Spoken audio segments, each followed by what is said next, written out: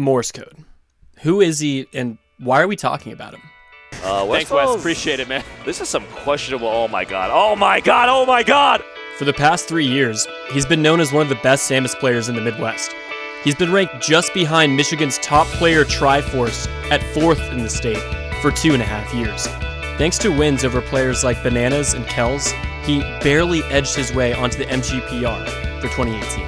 And since having been ranked the 99th best player in the world, he's quietly racked up quite a number of impressive wins, and nobody is talking about it.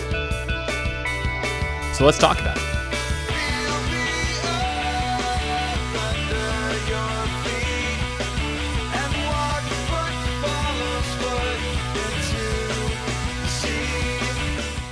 On none other than 4/20 of this year, Morsecode attended House of Pain 21, where he'd earned 3-1 victories over both Zamu and Ryan Ford to earn 4th out of 99 entrants.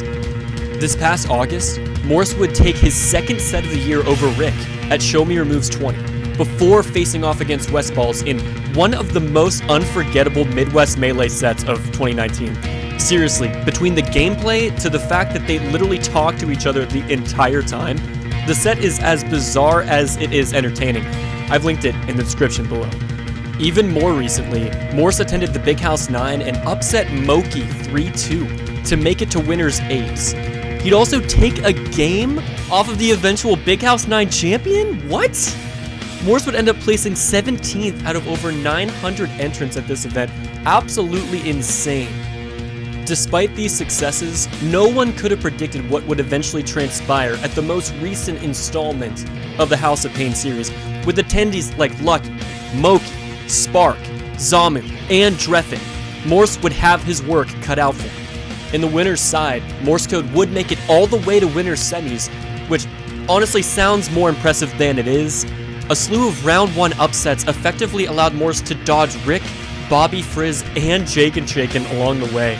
He'd then lose 3-1 to Lucky in winner's semis and be sent to loser's quarters. There, he'd eventually face Dreffin, a player he had never beaten before. So in case you missed it, here's what happened. Alright, now if you've seen my other video on Dreffin's stunning performance at Smash and Splash, you know just how well of a year he's been having, but the old school Ohio Sheik main has wins on both Duck and Hug, so he's no slouch of the matchup. That said, in this spot early on, Morsecode does get a down tilt punish, carries Dreffin above the platform, and covers the ledge with a missile. Morse then reads Dreffin's descent and sets up for this down smash, catching Dreffin holding entirely the wrong direction for the first kill of the set. Moments later, Dreffin down a full stock has to recover, and he hits a brilliant arms attack, but accidentally fast falls to his own death, and Morse opening up the lead. Next stock, Dreffin mistimes his jab and takes a missile. Having to recover once more, he opts for the platform and yet again hits the arms attack, this time successfully navigating the ledge, but Morse just boxing him out of the corner with great positioning and timing, hitting the invincible reverse nair and taking the stock, and eventually, game 1. Next game, Dreffin swats Morse's missile and charges right into Morse's bomb pressure. After a brief scuffle and 3 spot dodges, Dreffin finds a grab and forces Morse into a recovery. And while Morse would eventually find the ledge, Dreffin patiently waits out Morse's ledge hop fair with a low-profile down-tilt launcher to take the stock, and eventually, Game 2. Game 3 goes down to the wire in a last stock high percent situation. Morse sticks to the ground, waiting for Dreffin to approach, and forward tilt at the perfect time. Dreffin will now have to take a punish. He's expecting down smash, but Morse sends him the other way instead. Now just 1 game away from taking his first ever set off of Dreffin. Morse would find himself just 1 stock away in the ensuing Game 4, but he needs to find another opening. Dreffin goes in and whiffs a grab, only to be launched to the skies. He only has so many options, goes for air dodge, and falls just slowly enough to dodge the down smash. Morse mashes out of the grab, but Dreffin grabs him again, and will this kill off the side? Yes! Dreffin stays alive, and forces a Game 5 for all the marbles. And that Game 5 would be just as close as the last 2. Both players would go down to their potential last stock of the entire event, loser taking 5th out of over 130 entrants. Morse wisely crosses up Dreffin for center stage, then surprisingly challenges him on the platform, now with a chance to end it. Dreffin switches to Zelda, a character that he swears by, installing with every trick in the book, but Morse is not fooled. Nears him across the stage, fires a Hail Mary missile. Dreffin must act, and he misses the sweet spot. Morsecode moving on to loser semis and racking up yet another top 100 win on the year, defeating a Midwest demon. And now the only question is, how much further can he go? Next up, Moki would get his rematch from Big House in losers semis. Early on, he must recover and chooses to Firefox hide, then snakes perfectly around Morse's up tilt to grab ledge, then taking to the platforms to regroup and try to find a way in. Eventually finding this, falling up air to waveland up smash? Okay, Moki, that's a pretty stylish way to find a brief lead. Next stock, after sliding to the ledge, Moki ledge dashes into his shield, wave dash jabs into nair, then turnaround laser bears the arms attack for some of the prettiest Fox play I've seen this week. Moki would take game 1 and dominated the better half of game 2. Here, Morse finds a down smash and desperately needs a kill. He lands 3 successive weak projectiles in a row, forcing Moki into a tough spot and earning a bit of a reaction from the Canadian Fox main at the same time. Though Morse would bring Moki to his last stock, it'd be Moki who'd find this brilliant tomahawk up smash, reading Morse leaving his shield and taking a 2-0 lead in the set. Morsecode would take us to Fountain for game 3, and at first, everything continued going mostly Moki's way. He racked up a ton of damage before forcing Morse off stage and bravely drop zone bearing for a near 0 to death and a huge lead. Morse would go even with Moki through the next stock, but couldn't seem to make up the deficit. Moki is still firmly in control here, and he walls out Morse's double jump and then quickly shines him below the level, forcing Morse to grapple. Moki refreshes invincibility and hits the shine spike, forcing Morse onto what could be his last stock of the tournament. Now down 3 stocks to 1, this is where it started to feel just about over for the Michigan Samus main. But hold on just a second. What was just seemingly an insurmountable lead just turned into a 1-stock deficit. How will Morse capitalize on this opportunity? He's already taking a lot of damage and Moki lands yet another back air, but wait! Moki with another devastating mistake to throw away his 2nd stock in a row. Can Morse somehow find a way to take Moki's final stock to... Oh, wait a minute! He's got him off stage already! Oh, he trades with the up B and Moki's back. But Moki with another air dodge and Morse finds the down smash. Oh my god, that DI! And Moki recovered! No! S smashes the Firefox! Moki has no jump and I don't think he can make it back! No, he can't! Moki throws away game 3. Let's call a spade, but Morsecode with insane plot armor and determination to stay alive and force at least 1 more game. That game would be on Pokemon. Morse yet again trailing early, but finds this up tilt to F smash, gets the missiles out, and barely trades with the up B to even things back up. Moments later, Morse gets the arms attack and perfectly reads Moki's shield for a quick conversion that would net him his first lead of the set.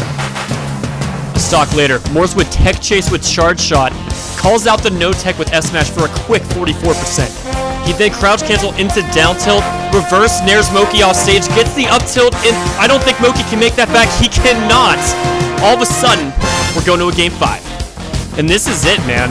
Winner of this is playing Spark. Moki desperately trying to hold on and get a rematch. He was sent to losers in the first place by Spark. Morsecode 1 game away from a reverse 3-0. Mostly chip damage so far. Morsecode calls out the missed sweet spot double jump from Moki though, and that's an early lead for Morsecode. Morse finds yet another opportunity. Moki's up being, and he can't avoid the up tilt, and now Morse 1 stock away. Moki evens the stock count, but not before taking gratuitous amounts of damage. Goes for a regrab, Morse bombs his way out. F tilts Moki in the face. Will this be it? Moki goes low, can he avoid the up tilt? Hits the tech! Morse up throws right into the Shy Guys, getting involved. Moki expends his double jump, falls right into Morse's up tilt, off stage once more, gets to the ledge. Morse throws out the tilt, and yes! That is it! Morse completes the reverse 3-0 to stage yet another stunning upset for his 2nd win over Moki on the year. He'd now move on to losers finals to face off against none other than Spark. Morse beating Drethin earlier in the bracket is one thing, but with Spark having beaten Mango so recently, this was shaping up to be his biggest challenge yet. Midway through game 1, Spark nets a grab that will earn him an edgeguard opportunity. He's trying to disrupt Morse's descent, and Morse weaves in and out beautifully until finally getting clipped there, and then Spark scoops the missed sweet spot on the up B with that down tilt and up air for a strong lead. Later on, Morse goes in and lands a bomb jump into falling back air, gets the strong hitbox, which is much harder than it looks with Samus, and with that DI, Spark cannot make it back.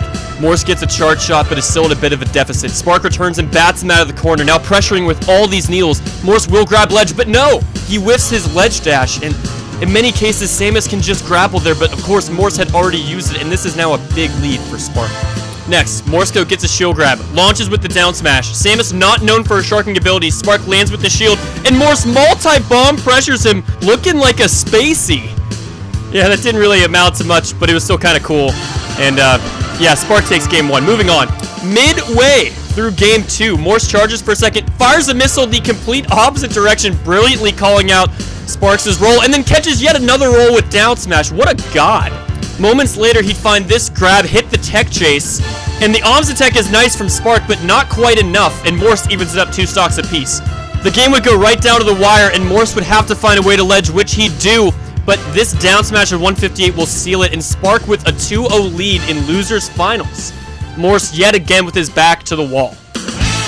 We've seen him make 3-0 comebacks earlier in this very bracket. Could he make magic happen twice? Game 3 would bring us to Fountain, and Morse is known for his ground play, but he uncharacteristically challenges Spark in the air with that nair, sends it back off stage yet again. Spark burns his double jump, and that is the first lead of the set for Morse. That said, in a moment's notice, Spark would answer back immediately and even things right back up. If this comeback were to happen, it was not to come easily. Here, Morse baits out the nair, gets a grab, and barely whiffs the F-smash, boxes Spark into the corner, gets another grab, and there's the F-smash he was looking for. Feigns getting up from the ledge and gets there just quickly enough to take another lead for a chance at a game 4. But like clockwork, Spark would rack up a ton of damage, great needles, and he executes this edge guard to even the score yet again. Incredible play by him thus far. Later on, it's still so close. Morse gets sent back to the edge and doesn't refresh properly, and Spark pulling away. Would this finally be where Morsecode's fairy tale run would end? He'd bring it to last stock, find this down smash, and what an F smash, calling out Spark trying to go to the ledge. And he'd make it look easy here. Nerves of steel, staying alive, and forcing a game 4. Midway through that game, Morse finds a down tilt and so much damage off the fair into the full charge shot.